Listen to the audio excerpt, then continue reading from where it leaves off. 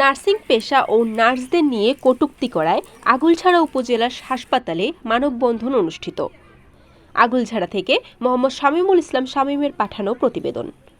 Nursing পেশা ও নার্সদের নিয়ে কটূক্তিমূলক এবং মানহানির বক্তব্য প্রদান করায় বরিশালের আগুলঝাড়া মানববন্ধন প্রতিবাদ সভা অনুষ্ঠিত হয়েছে। একই সাথে নার্সিংয়ের মহাপরিচালক সহ সকল পদে নার্সদের পদায়নের দাবি জানানো হয়েছে।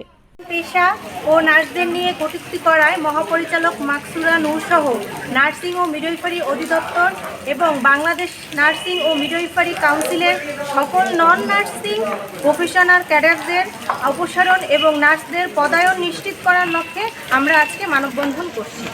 হাসপাতালের সিনিয়র স্টাফ, নার্স ও মিডওয়াইফারি যৌথভাবে এই কর্মসূচি পালন করে।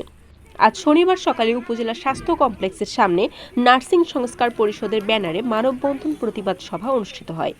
নার্সিং পেশা ও নার্সদের নিয়ে কটূক্তিমূলক এবং মানহানিকর বক্তব্য প্রদান করায় নার্সিং ও মিডওয়াইফারি অধিদপ্তরের মহাপরিচালক মাকসুরা নূরের পদত্যাগের দাবিতে মানববন্ধন প্রতিবাদ সভা করেন নার্সিং সংস্কার পরিষদের নার্সরা।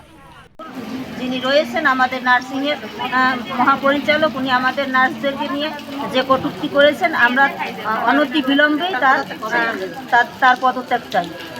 এই সময় বক্তারা বলেন, বিভিন্ন হাসপাতালে কর্মরত নার্সরা সবাই উচ্চ শিক্ষায় শিক্ষিত।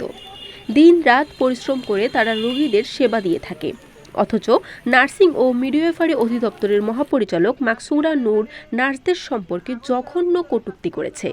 আমরা এই সমাবেশ থেকে অবিলম্বে তার পদত্যাগের দাবি জানাচ্ছি।